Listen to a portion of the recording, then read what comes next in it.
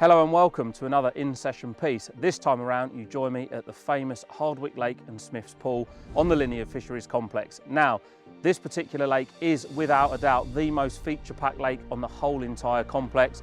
You've got real deep areas, you've got shallow areas, you've got gravel bars, you've got clay spots. Hardwick Lake and Smith's Pool literally has everything that a carp angler would ever want inside a lake. And aside from it being packed full of features, there is also so many nice carp in here as well. And it was in fact the first lake on the whole complex that I set myself a specific target fish to catch. And it was a fish that I did end up catching, a fish that is now known as the cover fish. But since then, like all of the lakes on the complex, they always have introductions of fish. A lot of these fish have now grown to rather large proportions, and there is a big head of 30-pound plus fish in here, as well as numerous 40-pounders as well, and they are absolutely lovely. Loads of scalies, some nice commons, and you've also got the chance of catching a real old original if you do manage to get really, really lucky. Now, I got here this morning, had a walk around. It isn't overly busy. Hardwick is always the quieter of all of the lakes on the complex, and it seems to always be the last one to fill, which is crazy because you can have some absolutely fantastic fish in here. I've had a little walk around and I found some fish down on the far end of Hardwick in Summer Bay. Now, it isn't a swim that I've targeted a lot before, mainly because it's close range fishing, and I'll be the first to admit I like to chuck them out in the middle of the lake and put some bait over the top. But as a starting point, I've seen some fish down there, dropped a bucket in the swim, I've come back round to the van, loaded the barrow, and we're going to start the film fishing down in the bottom end of Hardwick, doing a little bit of edge fishing and trying to catch one at close range on a single or a bag. Who knows, we might just get lucky straight away.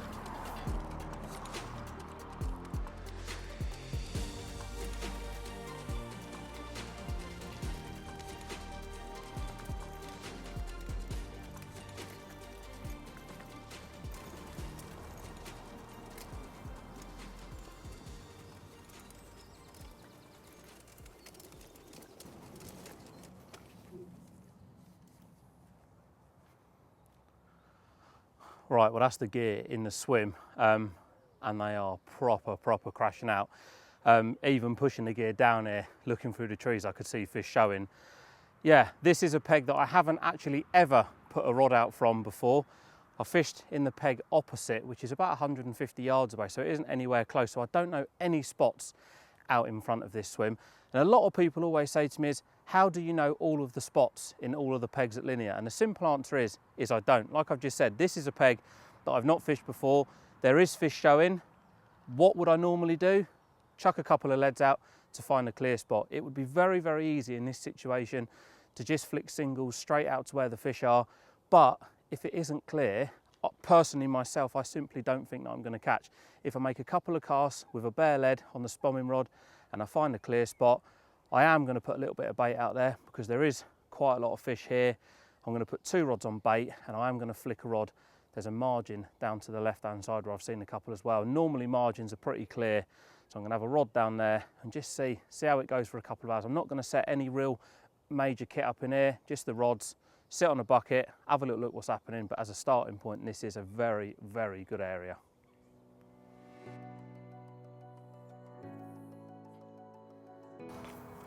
Right, I'm going to fling this out, do a couple of chucks with a 2-ounce lead, just try and find a hard spot. Not necessarily a crystal clear spot, just somewhere that I can present over without making too much disturbance. Right, let's have a go. I'm trying to aim at the biggest feature I can.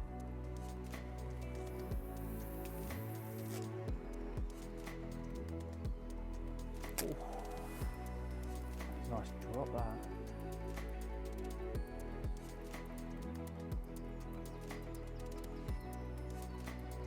Do you know what? That's absolutely crystal clear. I'm not even going to mess around. That's like, it's absolutely crystal clear. And like I just said before, a lot of people say, where are the spots? There isn't no major spots. The spots is where you make them. And that, I've done 1 cast. I've got a light bit of weed on there bringing it back, but nothing of any sort of real concern. So I'm literally going to clip up to that now. I'm going to make 1 more cast just to make sure that I'm 100% happy with it. I'm going to put 2 rods straight on that. Minimal disturbance, 4 or 5 spoms of bait, 2 rigs on top. Job's a good one.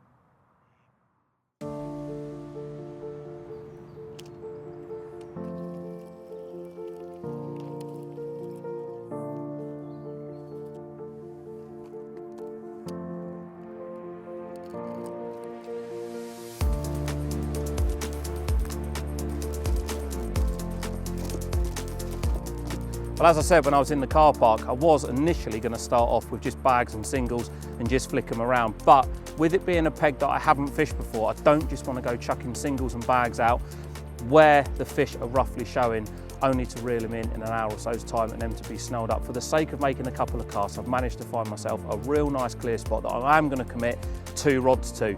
Not going to commit 3 to it because I don't want to overcrowd one area, because I'm only fishing at short range, a little under 12 rod length, so around about 46, 47 yards out.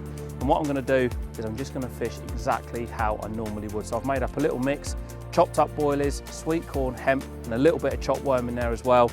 And on the business end for the rigs, Illusion D-rigs. On one of them, I've got a signature squid boosted plastic corn, so it absolutely stinks to high heaven. And on the other one, I've got a little bit of plastic corn and a band on the back of a small micro ring swivel, and I've just attached a couple of worms to that. Now this is a rig that I've used for probably 6 or 7 years, and in situations like this, when you move on to showing fish and you want to get yourself a quick bite, in my honest opinion, there isn't a better presentation than this. So I'm going to get these 2 out there. I've made up enough bait for about 5 to 7 spoms. Hopefully they all go down the same line. I'm going to sit back, evaluate the situation on where to put the 3rd rod, but get these 2 out there because I honestly reckon that there's a bite on the cards, and it could happen very, very quickly as well.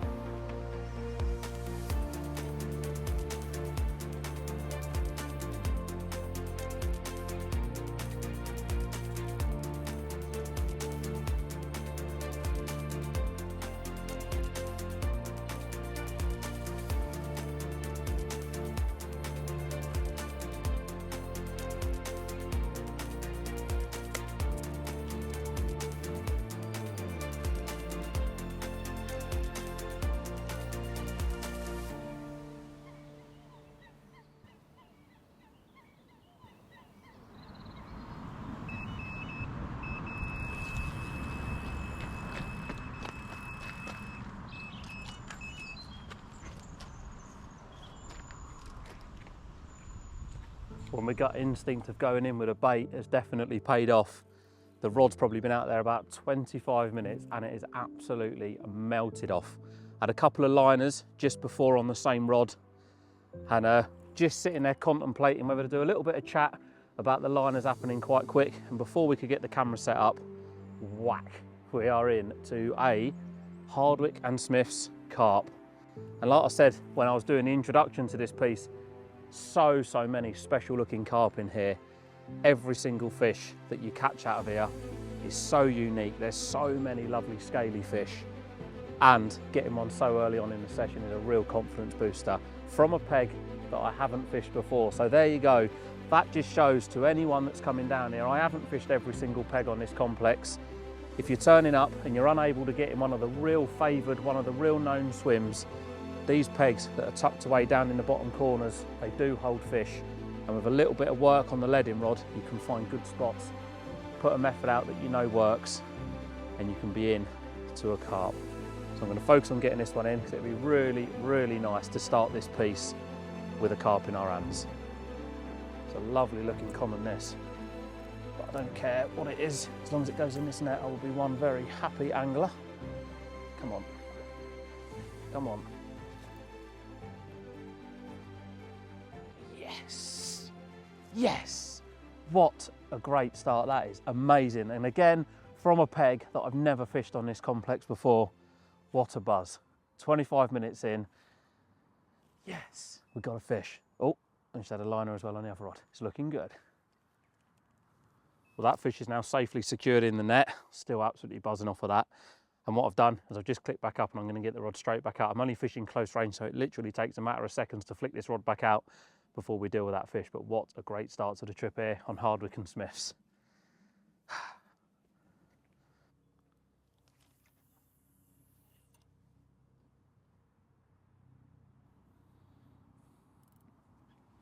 That's the key.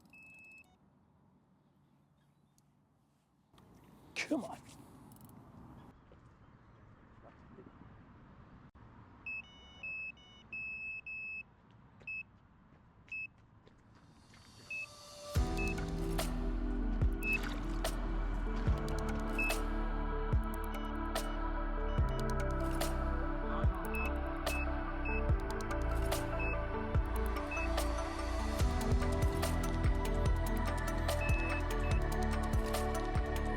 Well, that is living proof of how quick it can go again and how important it is to get that rod back out as soon as that fish is safely secured in the net. I literally clipped the bobbin on, slackened off a bit of line, turned back around, and the bobbin's right up against the blank. It is gone within minutes of it going back out there, and I'm in to another Hardwick and Smith's carp. Unbelievable start.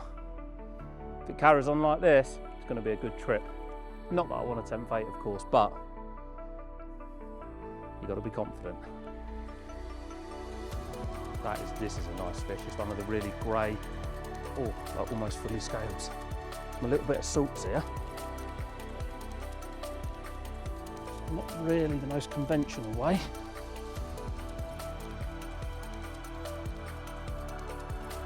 That is a special looking carp. Wow. Yes.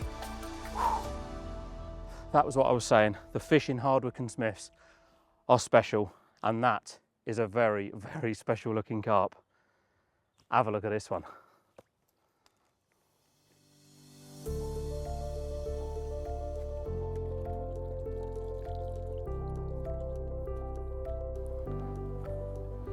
That is 20 pounds and 1 ounce. What a great start to my trip here on Hardwick and Smith's. And let me tell you, the one that's in the net is a very, very special looking fish. Right, let's have a look at this one and we'll get the other one out.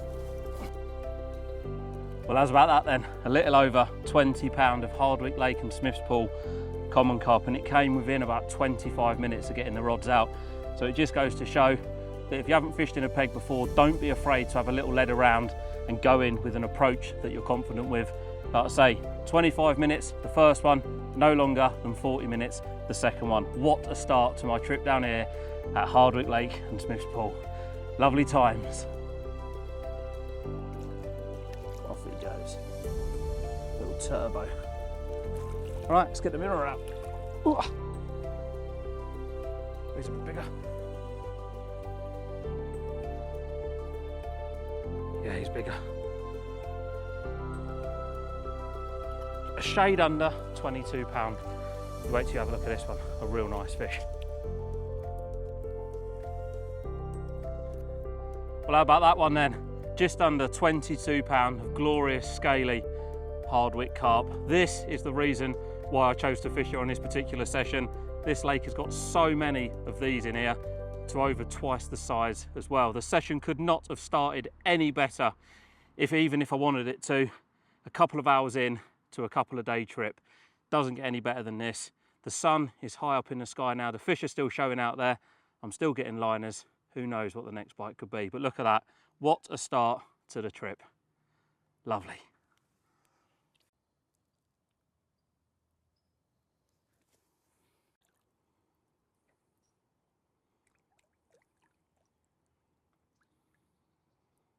Lovely.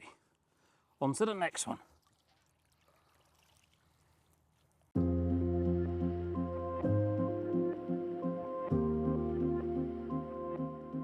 When it comes to rigs, by no means am I a technical genius. I like to use components that are strong and reliable, and when I put them out into the water, when it rips off, I know that no matter what that fish comes into contact with, it gives me the best possible chance of landing a fish. Now, this rig in my hand here is an Illusion D-rig, and I'm sure you have seen me use and talk about this many a time. But there is one difference that I do that I don't see a lot of people doing, and that is the length in which I use the rig. Now this one here is around 12 to 14 inches long, which is probably twice the length of the average conventional rig that gets cast out into a lake. And the reason that I like to use this rig so long is that I believe that the rig, when it's laying on the bottom, if it has some form of curve in it, that when the fish picks the bait up, the rig has to go a lot further back into the fish's mouth before it feels the resistance and the weight of the lead. Whereas shorter rigs, they're almost picking the rig up, feeling the weight of the lead almost instantly, and I just feel that they are easier to get ejected. Whereas with a longer rig, the further back in the fish's mouth it goes, the harder it is going to be for that fish to eject the rig. Now, onto the hook bait, and you can probably see there, I've got a nice big juicy bunch of worms. Now, I've used this rig for so many years now and caught so many carp using it. But questions I get asked a lot, first and foremost, is how do you get the band onto the micro ring swivel, and also how do you get the worms from the bag onto the band. So what I'm going to do now is I'm going to run you through how I tie it up to make sure that you have a worm hook bait that when you cast out, they don't all fall off in flight. So the first thing that you need to do is peel yourself off around 16 to 18 inches of the 19-pound Illusion mainline.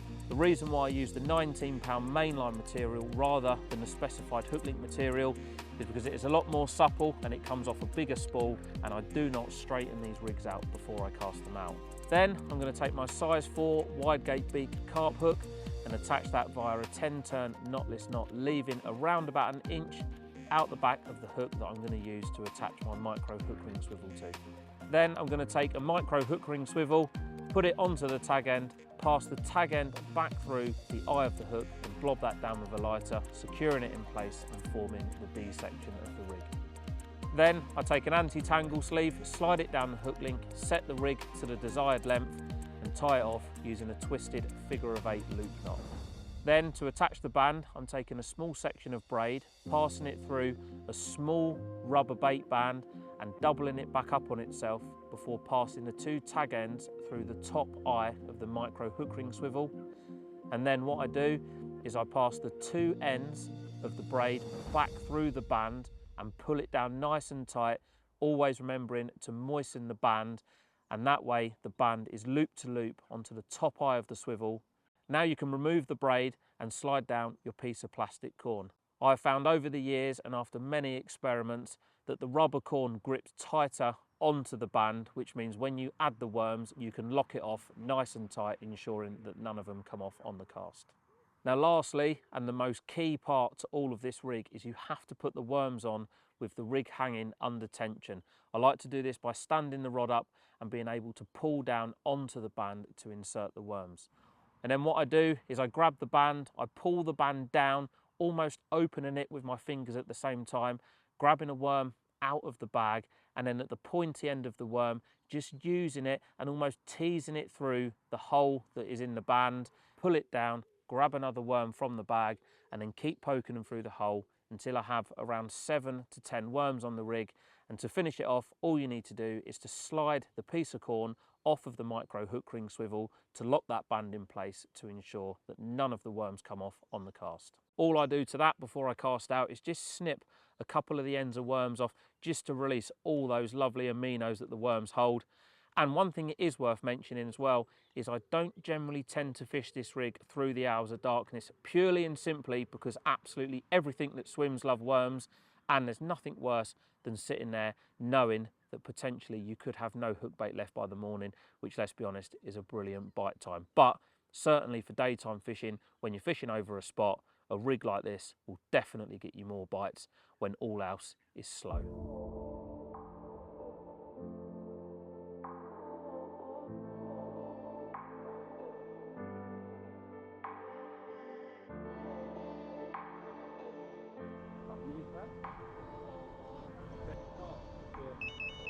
Ja.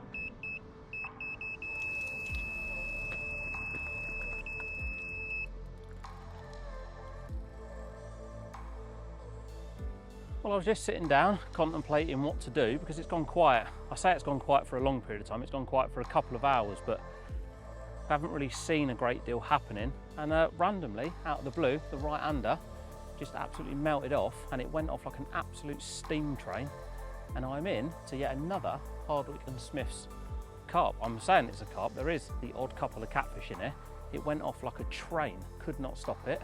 The sun is high up in the sky now and it's warm, let me tell you. It must be upwards of sort of getting on for 20 degrees now, but they're down on the bottom. Even though as well, one thing I have learned quite quickly from fishing down this bottom bay is they call this Summer Bay, but it is still about 10 foot deep. So it isn't like it's a majorly shallow end. There's plenty of depth out there. And it definitely seems, giving them a little bit of bait, has brought on a couple of bites. Oh, it's coming quite quick now. It's not that far out. There we go, here's a nice one. And it's looking like he is ours. Oh, what a start to the trip. Bite number 3, fish number 3. Right, let's have a look at him.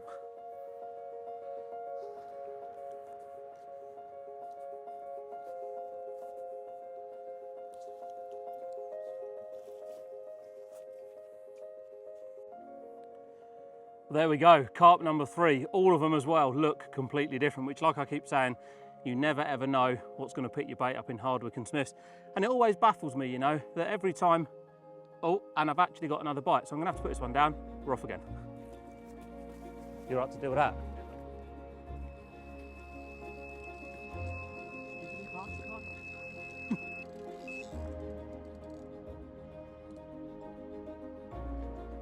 Absolutely crazy.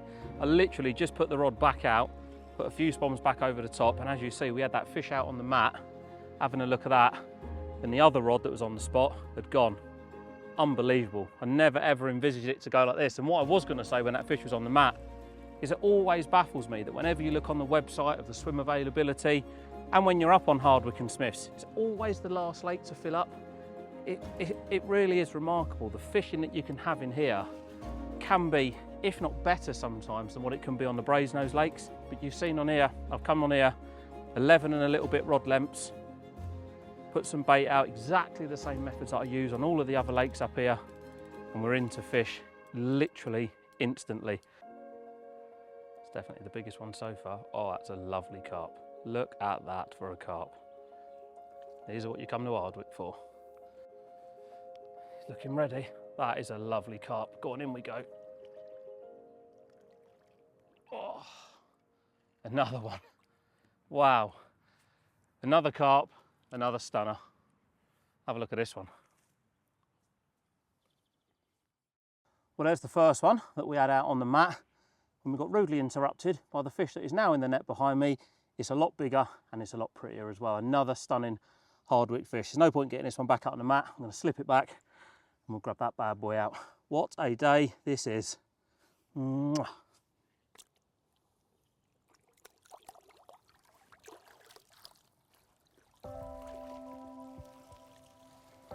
All right, let's get this one out.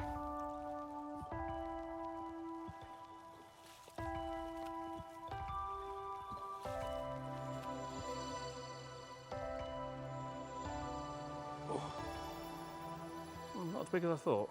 Still a big fish though. 22 pounds. 22 pound, that'll do. 4 fish, 3 20s.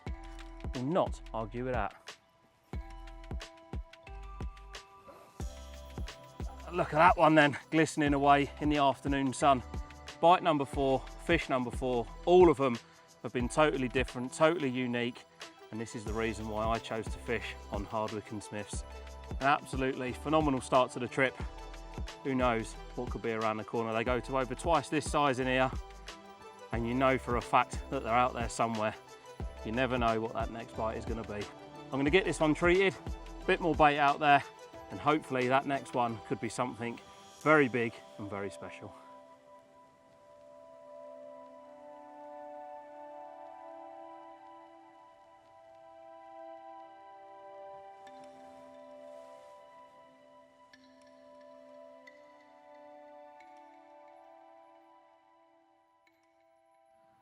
Well, it's gotten a little bit quiet the past couple of hours. Where I am down in Summer Bay, I have got a good scope, certainly of Hardwick, not so much of Smiths, and I haven't really seen anything else anywhere in particular that makes me want to pack up and move. A couple of the guys that I've already spoken to reckon that a majority of the fish that have been coming out and have been showing have been through the hours of darkness anyway, so it might be that I'm probably not going to see anything show until it gets dark. Now, there was a lot of fish down here, obviously, at the start of the day. I have caught 4. Now, instinct is telling me just to stay put. The wind's changed from a sort of northwesterly to a slight northeasterly, and it has been trickling in down here. And like I say, I've not really seen anything that would make me want to have a little look around. The lake itself is surprisingly quiet, which on these busier lakes, I always say it works against you. Now, a lot of people watching this would be thinking, a quiet lake, oh, that's bliss. I would absolutely love to fish a lake that's quiet, certainly a linear fisheries venue. But having fished here for so many years, I've found that when it's quieter, it can in fact have a bit of an adverse effect. These fish are pressured carp. They get moved around, they get dictated to by lead, by angling pressure, and sometimes when it is quiet, it can make it that little bit trickier, because like what's happened here, I've made a little bit of disturbance where they're showing, I've caught a few fish, and there's nothing or no one to stop them from moving and sitting in another area. Whereas if there was other anglers on, they would be making a bit of disturbance too. The bites that I've had 4 bites now. They've both come in real quick spell. So I had 2 quite early on, then it was left quiet for a couple of hours, then I had a couple more. So the rods are back out there, there's bait over the top. There is every chance that one of them could just rip off randomly out the blue. And unless I see fish activity elsewhere, then this is where I'm going to stay put, certainly for tonight and a little bit into tomorrow morning.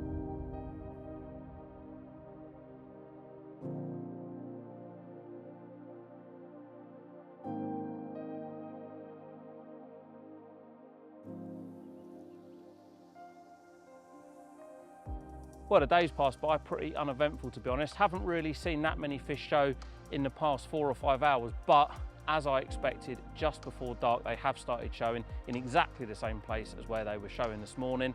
I haven't had a bite for a good few hours, so what I always like to do, certainly on these busier places, bring the rods in just before dark, fresh hook baits on and a little bit more bait over the top.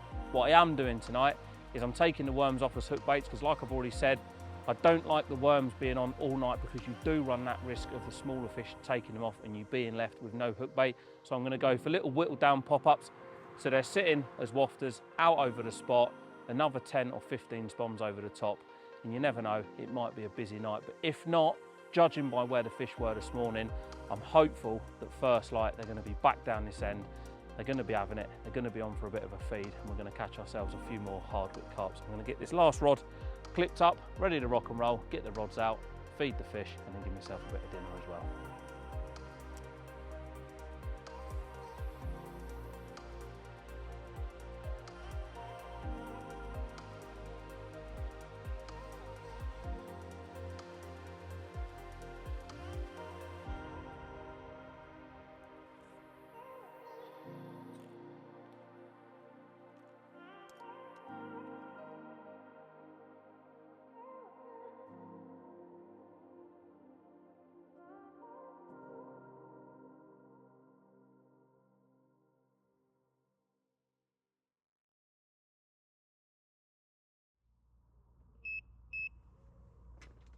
Biting it.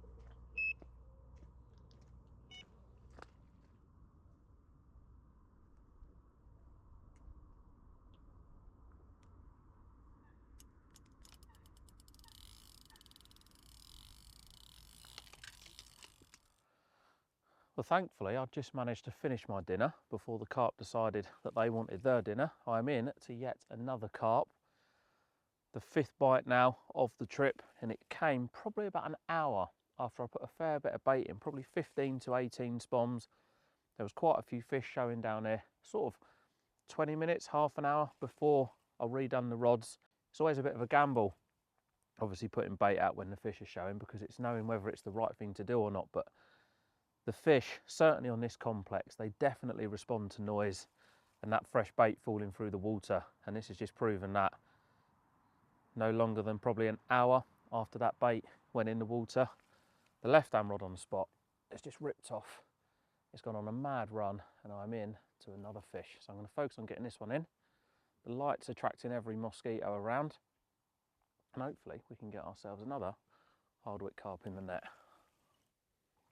Yeah, it's a nice mirror. Look at that. Not a bad size, similar to the other ones. Go. Looking beaten. Yeah, there we go. Another carp in the net. And it's still early on in the night, so who knows how many more could be out there. Lovely, let's have a look at it.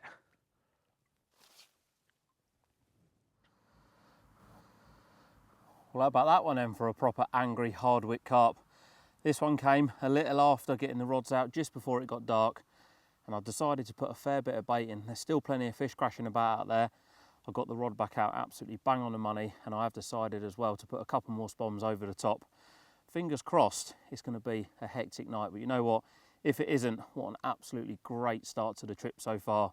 Bite number 5, each and every carp has looked completely different, and they've all been caught well within casting range for 99% of anglers, a little under 12 rod lengths. May the session continue.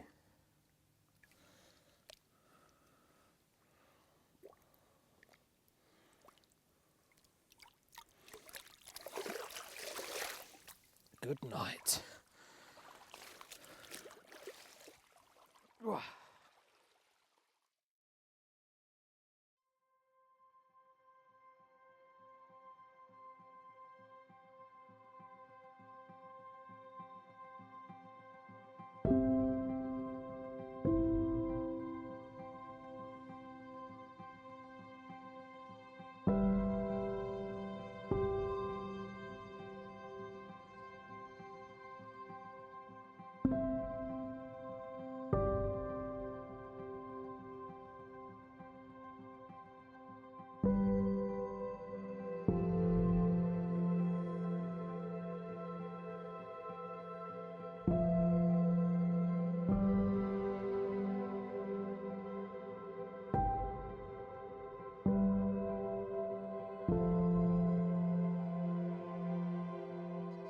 So the peg that I'm currently fishing is just over my shoulder. Now, whilst I have had a good trip in there and I've caught quite a few fish now, it's sort of right in the back of the bay, if you like, and I don't really have a great deal of scope in order to go further.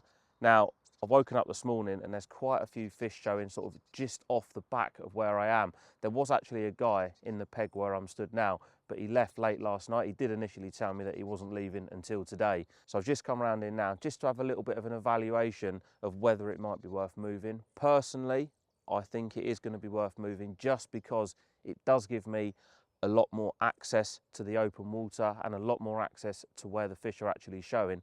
And as well, what you have to consider when you're fishing places like Linear and other day tickets is if you have an option to move into a peg that gives you more water and better options than the peg that you're currently in, 99.9% of the time you have to capitalise on it, because at any given moment another angler could turn up and you could go from having a brilliant session to someone fishing very, very close to you. And if you make the move, you might just have a session to remember. So I think what I'm going to do, I'm going to go around there, grab my kit, move into here, certainly fish the day out in here and just see how it goes. But I think for now this peg gives me more options than the peg that I'm currently sitting in.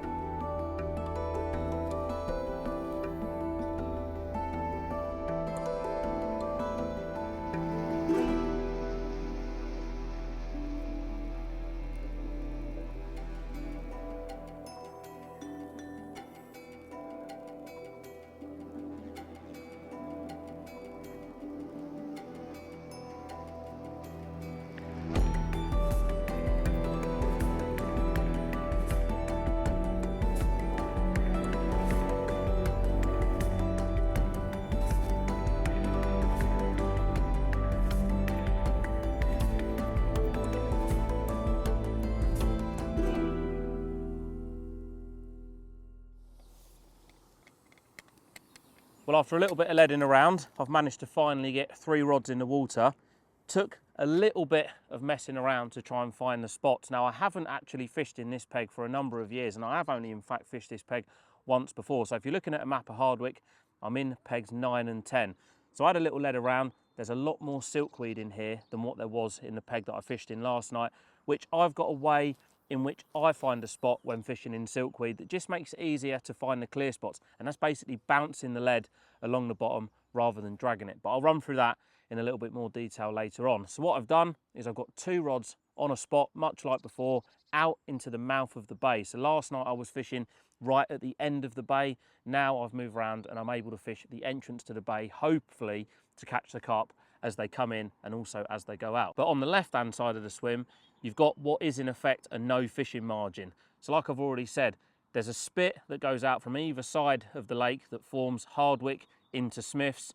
I found a bit of a clay area in relatively deep water considering what surrounds it, up against a no fishing margin. Now what I have done is I've not chose to go super tight up against that margin. And the main reason for that is because it's quite a steep drop off, and the gravel spots on there are so intermittent that I think if I clipped up to one, it would be very hard to land a rig on it every time, bait up over the top, and also as well, you run the risk as if a fish swims through your line, it could easily drag the rig out of place and therefore hindering your presentation. So I've got one down in the deeper water, which could be a bit of a risk. It is a bit of a gamble. It is a bit of a standalone rod just out to the side, somewhere that I probably wouldn't normally fish, but I have seen a couple of fish along that margin, and the fish that I've caught over bait so far have mainly been around the 20-pound mark, which I'm not complaining. A 20-pound fish is a big carp to me, but maybe that one rod away from where the shoalfish seem to be could produce a bigger fish.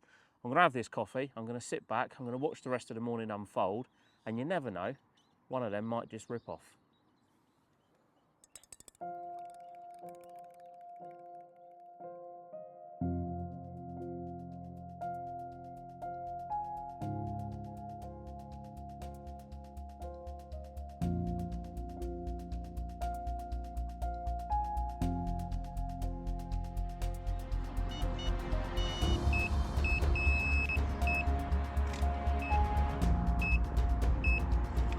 Some big stuff.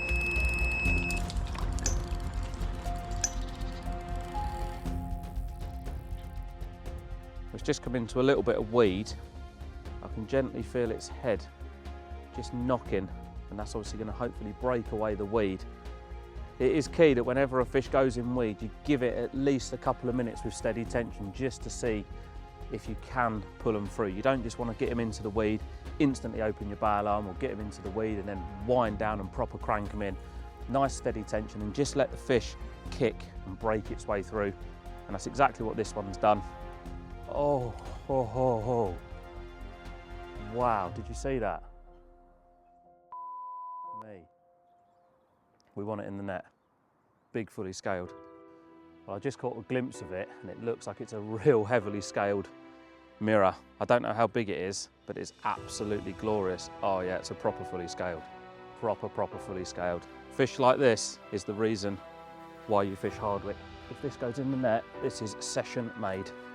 Have a look at this fish. It's going in. Oh, that is what you call a wildie. An absolute wildie of a carp. Have a look at this thing. Whoa. That's the reason we fished Hardwick. I don't know what to say.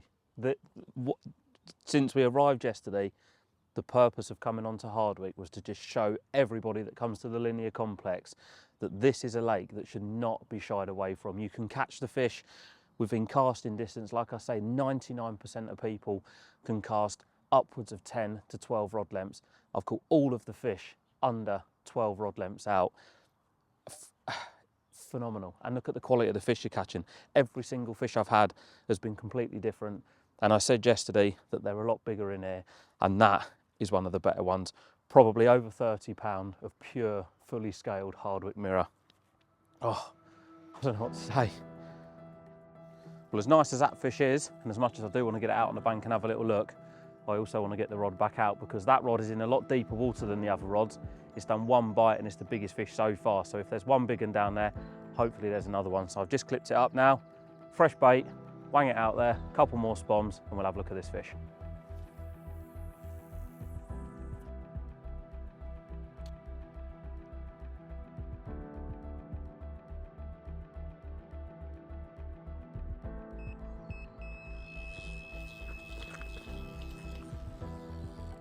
Well, you literally could not make it up. I just said there the importance of getting the rod straight back out. I flicked it back out. We hadn't even reset the GoPro. I was just over at the buckets making a little bit more bait. I had a bit of a drop back to start with, and then it's ripped off and I'm into another fish. Crazy, absolutely mental. And that really does just show the importance of getting that rod back out.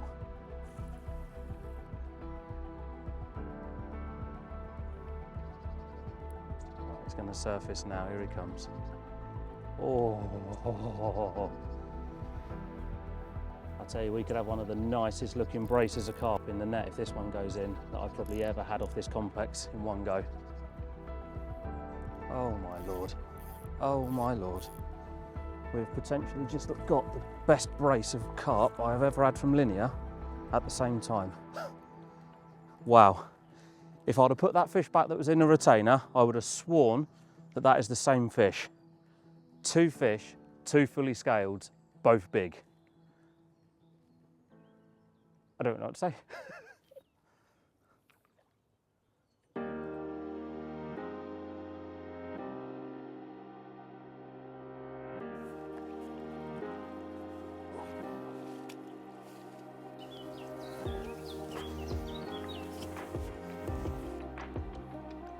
just under 30.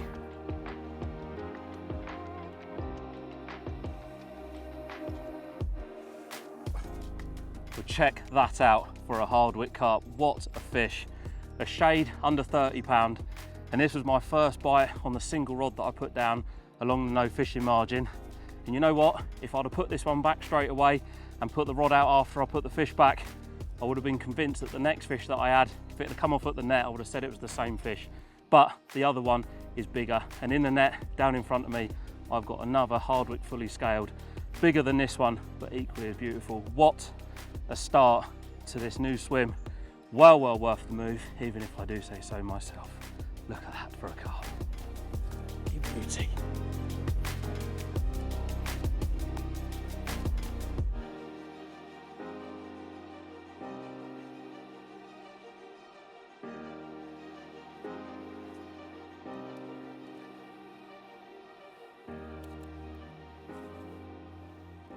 Oh, it's bigger.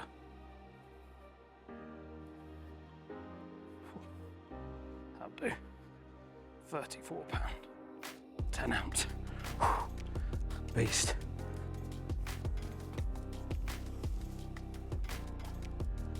Well, it isn't often that I catch fully scaled, but to catch two almost simultaneously off the same spot, one a shade under 30 pound and this one a little over 34 pound.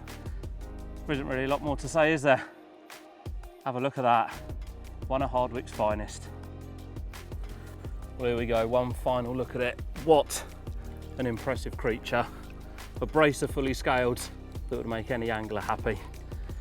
If I don't catch anything else for the rest of the session, I honestly do not care. But Hardwick has got loads more gems inside it. So you never know what that next bite is going to be. You beauty. Off you go, mate. Job's a good one. Oh.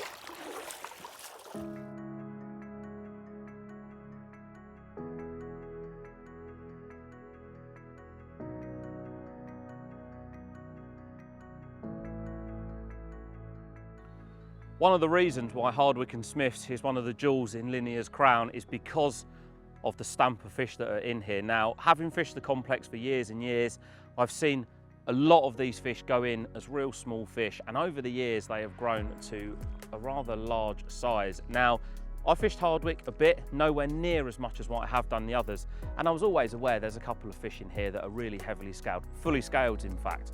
And moving around into this peg this morning and putting the rods out, obviously if you've got a rod in the water, you've always got a good chance of catching anything that's out in the lake. And when the first one popped up in front and I saw it was a fully scaled, it's like, you don't catch a fully every day of the week. They are probably the rarest fish in terms of king carp species, in my opinion anyway.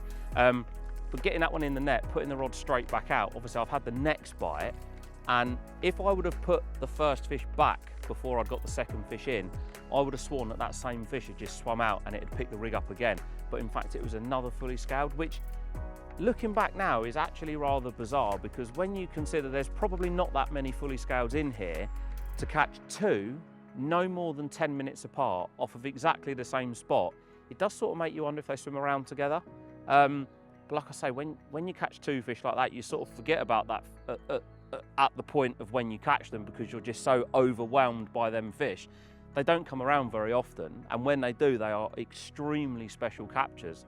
But to get two in such quick succession, both big as well, is just, yeah, I'm sort of stood here now not really knowing where to go from catching them two fish. It's a, yeah, it's one of those moments in fishing that you'll probably never forget, because it just doesn't happen every day of the week.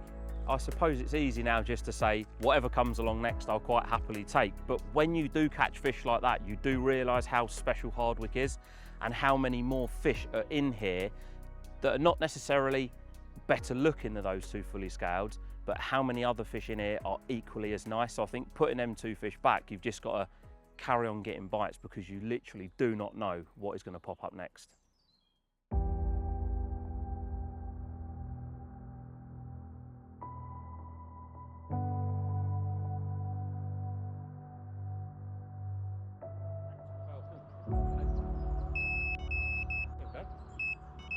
That's about done, mate.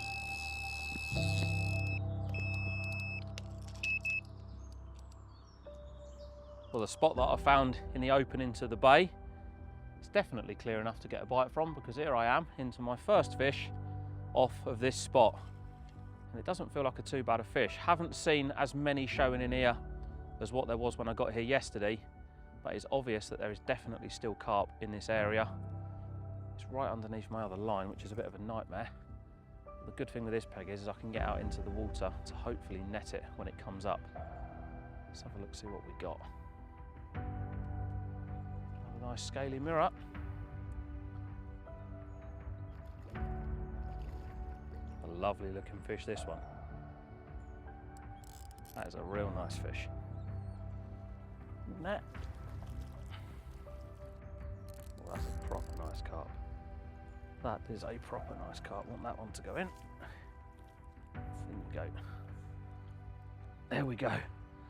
Another carp from a new spot. Job's a good one.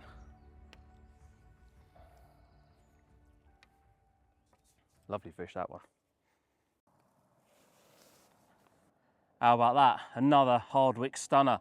This one came off of the spot that I found out into the mouth of the bay. Again, in a swim that I've only fished once before, years ago. And it did take a couple of casts to find the right spot, but as I always say, I will never ever sit behind rods and have a that'll do attitude. It has to be absolutely perfect.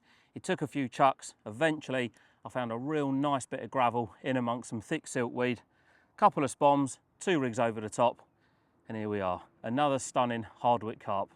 What a session this is.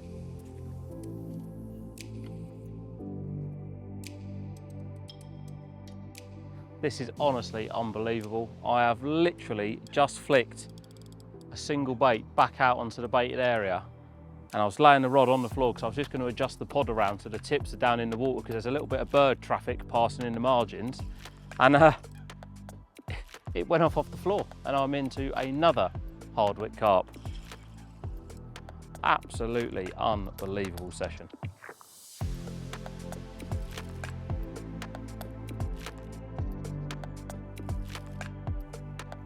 Mirror carp barge. Scaly mirror carp.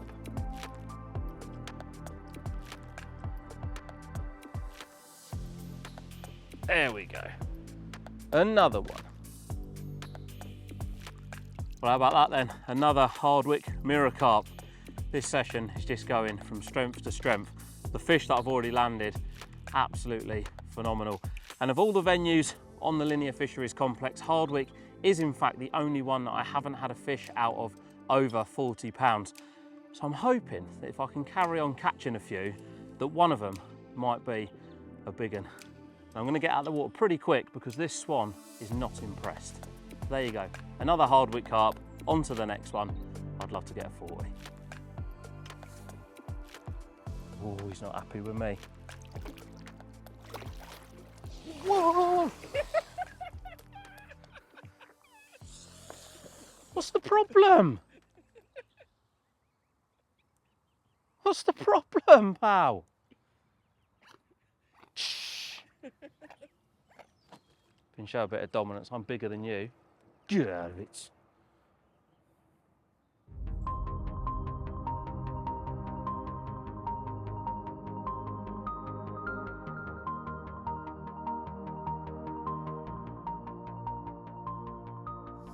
This session has got off to an absolute flyer, and one of the vital things when you're looking to catch a number of fish is having bait with you and having the right bait with you.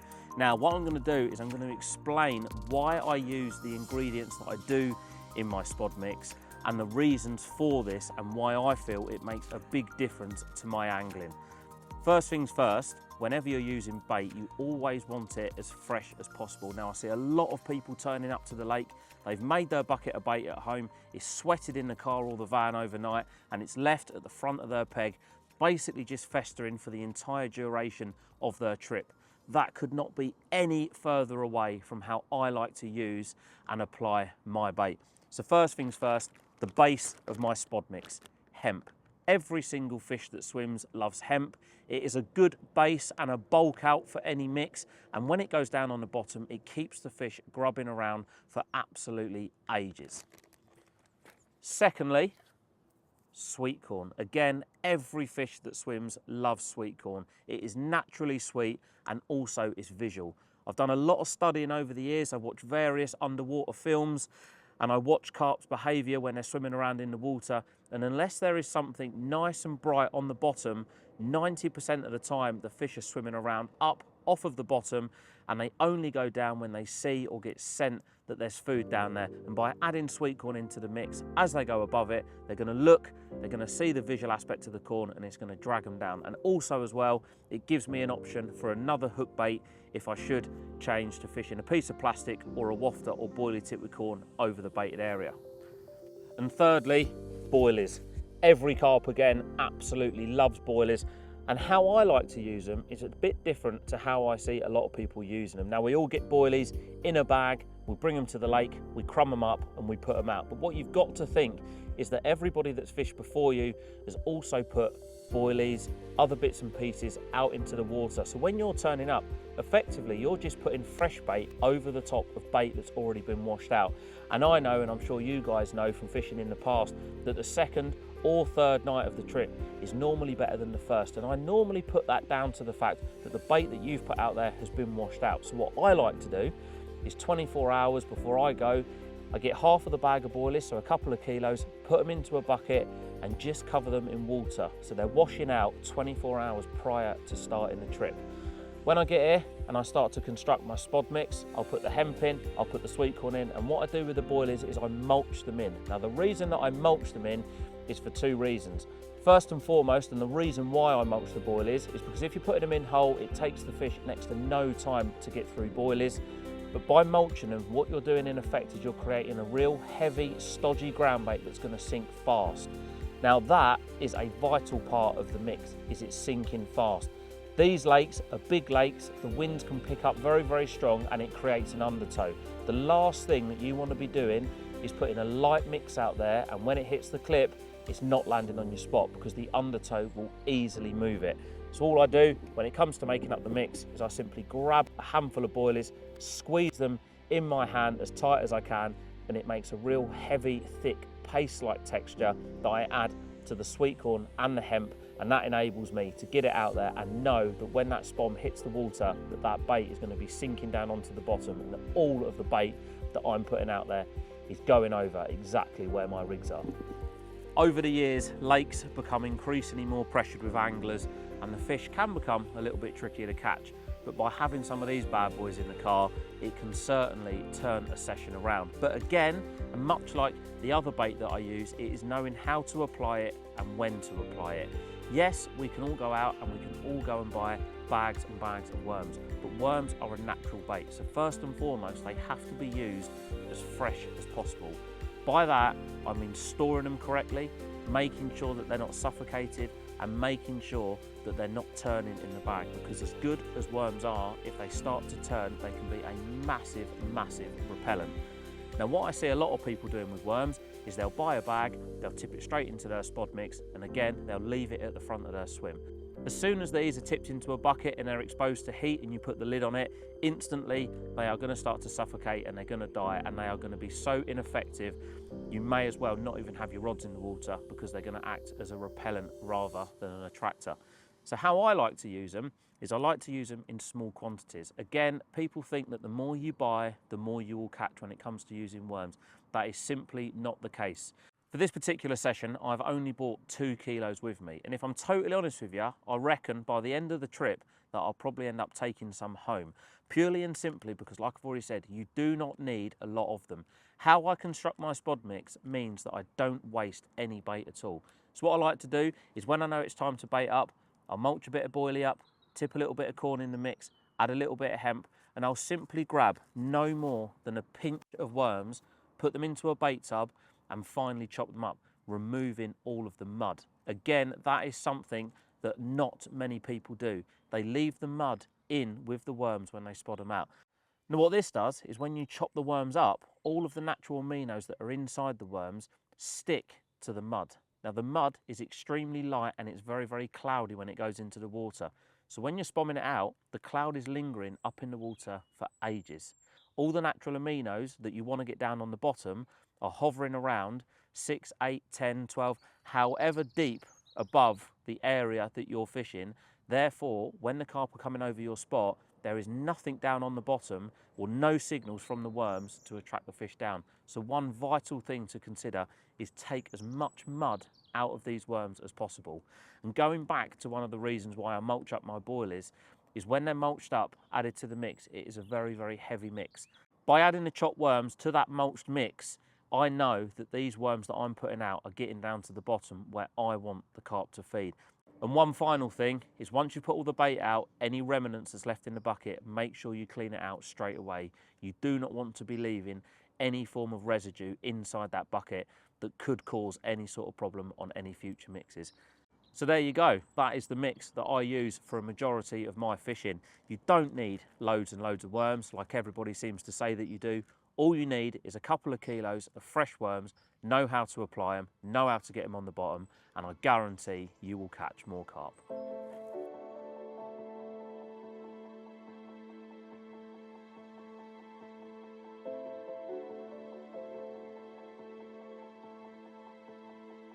It's gone a bit quiet throughout the rest of the day. Nothing's happened anywhere. They're not really showing except for one little area which is out in front of me, almost in a little bit of no man's land. The other two swims that were in the bay have now been taken up by anglers. So when they start getting their rods out, I'm almost sure that whatever fish are in there are probably going to push out. So I'm just going to have a little lead around in that area just to try and find somewhere that I can present some bait.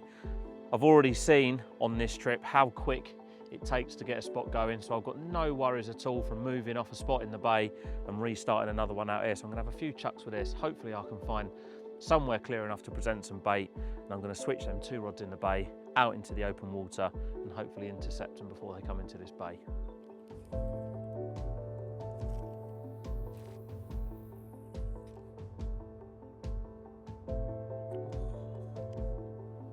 Mate, if that's clear gravel there,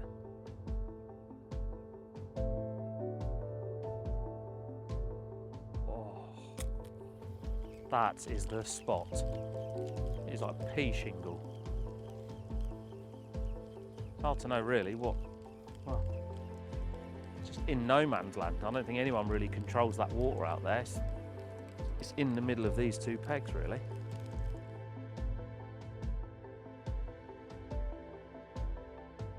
One thing that's worth mentioning, when you're trying to find a spot in silkweed, it can be quite difficult because as soon as the lead hits the bottom of the lake, it gets masked in silkweed.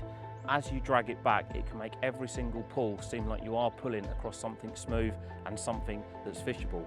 Over the years, I've taught myself to use the rod almost as if you're jigging. You're lifting the lead up off the bottom and you're dropping it back down. So you're effectively donking the lead across the bottom rather than dragging it. Now what this does is if it does land in silkweed, it pulls the lead out of the silkweed and it drops it back down. Granted, it might drop it down on a load more silkweed, but eventually if you keep donking around, you will find a gravel spot. It's very, very easy when you're fishing over silkweed. The lead gets masked, you pull it over the perfect spot, and you're never ever going to know whether there was a good enough spot there to fish or not. By donking the lead down, I've managed to find 3 different spots out of 3 different swims, and I'm pretty sure that if I was leading up normally, pulling the rod to the side and dragging the lead along the bottom, that I wouldn't have been able to locate these spots. Also as well, when you're fishing on a lake that has a lot of silkweed present, the use of a grappling lead has become more and more fashionable over the years, but these leads are very, very good if you know that your spot is perfectly clear. If you are fishing on a lake with silkweed, the second that they touch the bottom, they're just going to get snarled up and you're going to be making so many unnecessary casts. So me personally, I just like to use a nice plain lead that I use for my angling, flick it out there, find the spot, and as soon as I found somewhere that I'm happy is gravel or is clear, I will then change this lead, put on a grappling lead, chuck it out to the spot, and then I will make sure for absolute certain that the spot that I have found is perfect and I can present my rigs and bait over the top.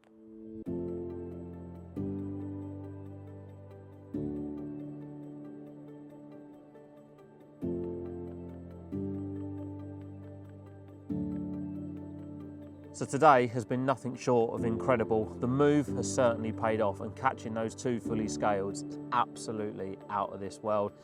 I didn't even know that there was any fully scaled that big in here, let alone 2. So yeah, so to catch those, I am so happy and so glad that I moved. Now, I've just been down the shops, I've come back, I've reevaluated the situation.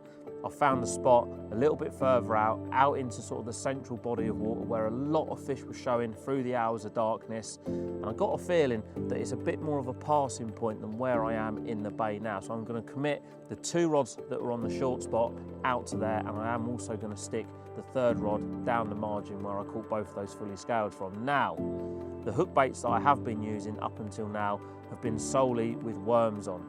Fishing with worms, you'll literally hook anything that swims, but with how well the session is gone and how many fish I've had up until now, I'm going to take the worms off and I'm going to go for a sole boilie approach on the hook. So I've just tied up 3 fresh rigs here. I've got 16mm wafters tipped with corn. If there is a big one to be caught, I am almost convinced that this is going to be the way to catch it. So I'm going to put 2 of these out on the heavily baited area. I'm going to put 1 of these out on the rod up against the margin, and that is going to be my approach going into the night.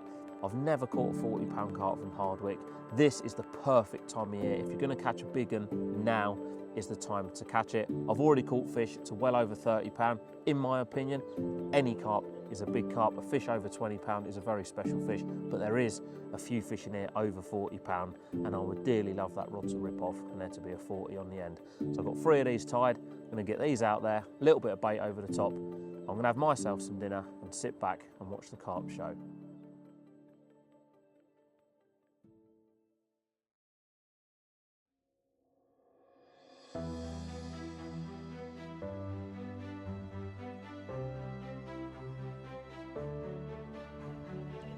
Oh, no, I've got to go, I've got a bite. Okay. Got a bit of nibble, I'll get quite straight away. Well, before putting my single rod over against that tree line margin, I just wanted to keep 1 rod out on the spot where I found earlier on that I had the 2 rods on, just because I'd seen so many fish show there. So I just flicked out a little wafter, tipped with corn, out onto that spot, 5 spods over the top, and I just laid the rod on the floor because I've moved the buzzers over to the other peg. And I was just on the phone and I just watched the line tighten up, and I'm in to another carp. Unbelievable. This one is proper giving me the run around, and it's managed to go all the way around this corner. So I'm going to try and get it back round. Because you know,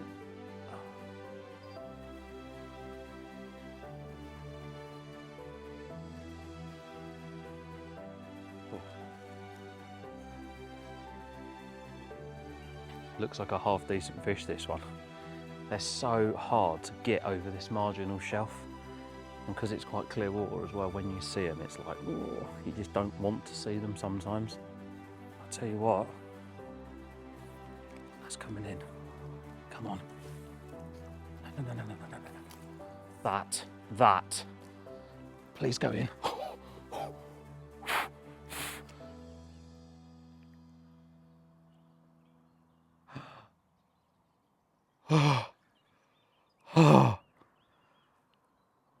Oh, I don't know what to say. Look how big this fish is. That is how a carp should make you feel. Oh my Lord. Oh. Mate, I don't know what to say. I'm a little bit out of touch with what are the big known ones in here, but I have got a real sneaky suspicion that that is the big mirror. But I'm going to weigh it first before I get too excited. But whatever happens, that is a big carp. A very big carp.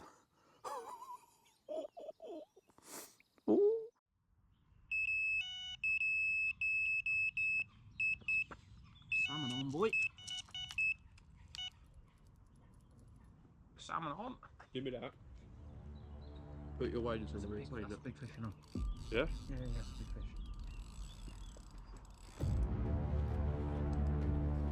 So I've just been dealing with that big one, and it is big. I don't want to get too excited, but that is a big fish. And the other 2 rods that I've got out on the new spot, just as I was putting it into the retainer, getting ready to lift it up onto the mat, one of them's ripped off as well. So I'm now into another fish, which seems to be quite a common phrase for this trip. This has gone way better than what I ever expected it to go. Unbelievable.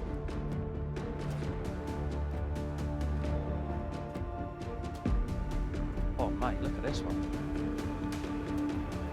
what a fish this one is. Come on, that'd be a hell of a brace if that one goes in the net. Netting it swift. Now that is another majorly impressive. I'm just getting lost for words to really know what to say and how to describe these fish. That's another big fish and another amazing looking carp. Light's fading. Let's get them out and have a look. Wow, now I've just seen it properly. This is an original, and it's a big one, and it's a scaly one. Right, we need to get these out and have a look at them before the light fades. What a brace of carp.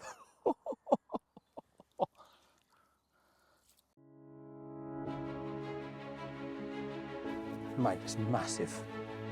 Well, I said that I've never had a 40 pounder from Hardwick and Smiths, and I don't know for sure yet if I've broken that barrier. Anyone who thinks this is scripted, I can promise you it isn't. You cannot script carp fishing. Wait until we weigh this. I reckon it's going to go over. Oh my God, I'd be so happy if this goes over. 42.11. That is mission complete.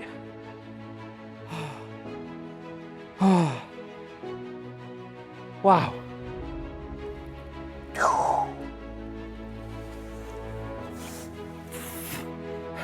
I don't even know what to say.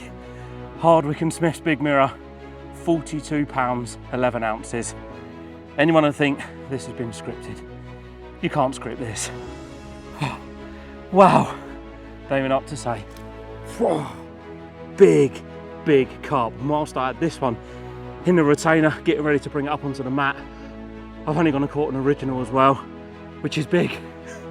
Oh, I don't know what to say. Carp fishing, eh? Don't you love it? Yes!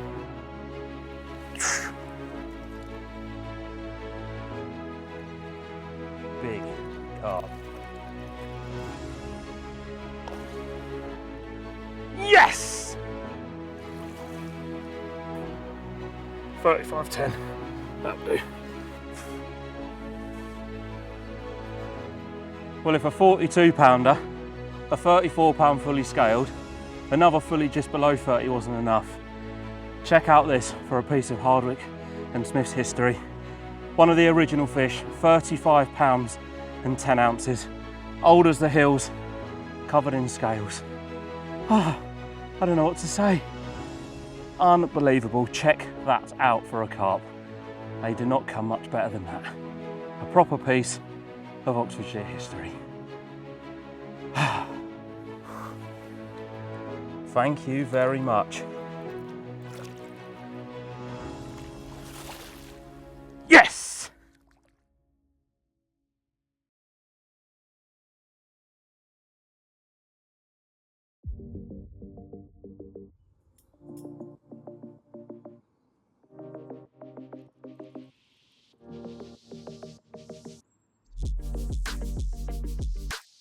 But I'm still struggling to put into words what happened yesterday evening just as it was getting dark. Hardwick and Smiths was the only lake on the linear complex that I've not caught a 40 from. And yesterday I opted to change over from a worm hook bait over to a wafter tipped with plastic corn, purely and simply because everything that swims will pick up a worm. But when it comes to catching big fish, everybody knows that going over to boilies will predominantly pick you out the better fish. I changed all 3 rods over to exactly what I've got in my hand here, which is a 16mm wafter tipped with plastic corn. The first rod went out in the bay on an area that I'd been catching small fish from, got that fish in, then the other rod went on the other spot, got that fish in.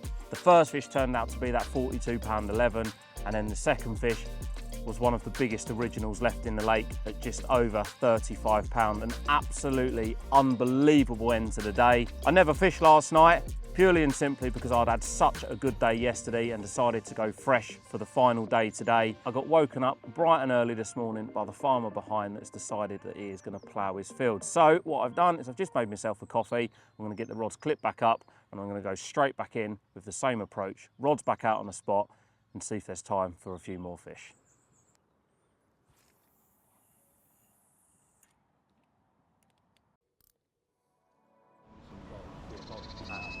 Oh, I've got a bite, I've got a bite, okay. Oh, is it a bite? Yeah, I've got a bite, okay. Bye-bye, bye-bye.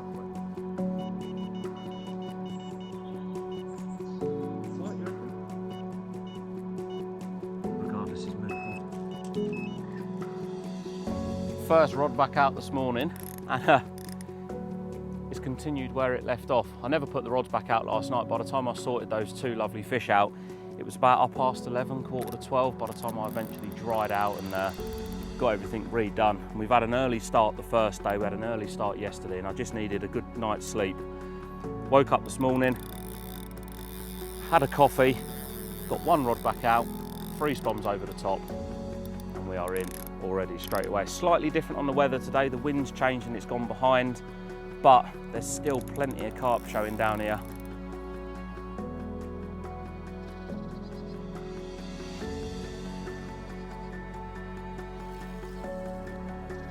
There we go. Another lovely Hardwick common carp. What a start to the day.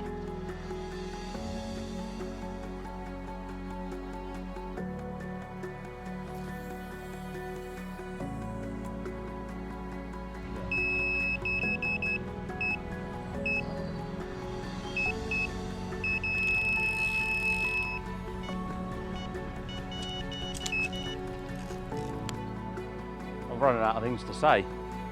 I've just put this rod back out, much like I did yesterday after I caught the first fully scaled. And I was just in the process of getting everything ready to get this one out, and it's gone already. Unbelievable. Sometimes you just time a session right, and this is one of them times. Nice scaly one. Put him in that.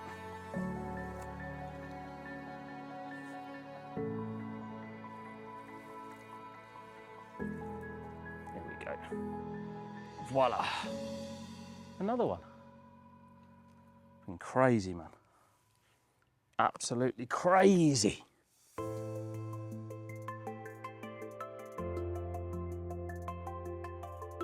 Well, much like yesterday morning, it didn't take long to get the first bite on that margin spot over to the left. I got the rod out, 5 spoms over the top, and it wrapped round with this one. An absolutely glorious 24-pound common. A nice way to start the day.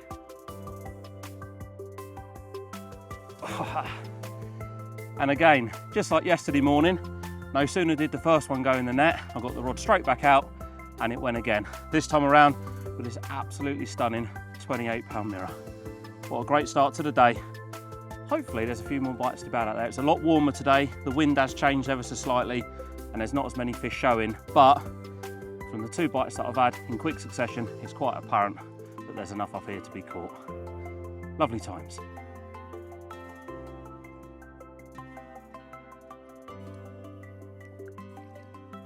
Voila.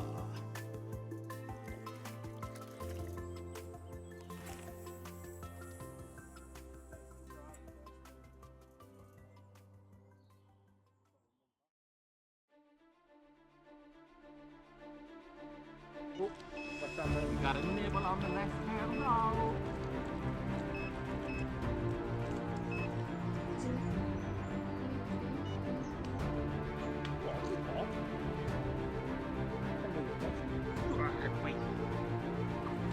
Knees on.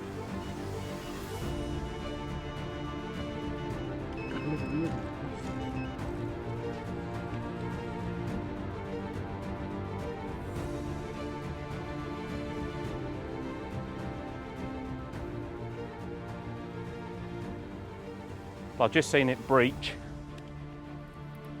Oh, where's the scaly one? Oh, a proper fight.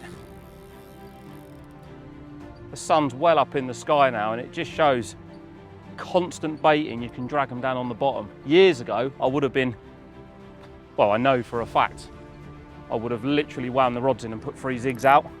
But I haven't done that for the last few years, purely and simply because the big fish are big because they stay down on the bottom and they feed.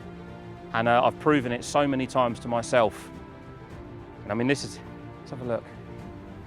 Yeah, this is a good fish, this one.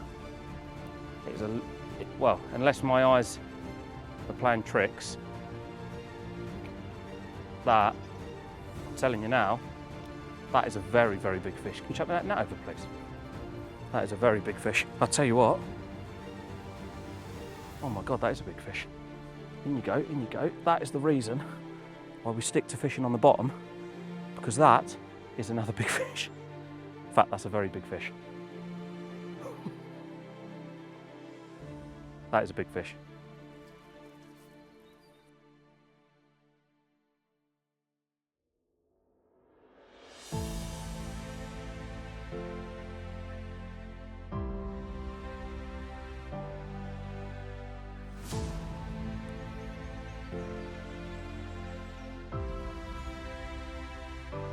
$39.6. That'll do.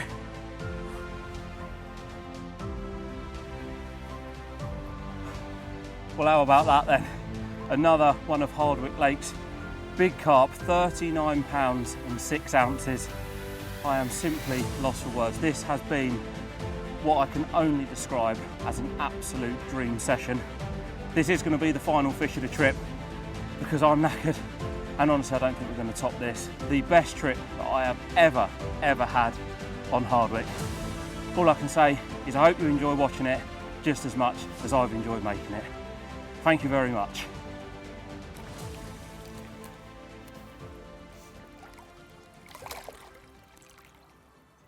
Off you go. Yes!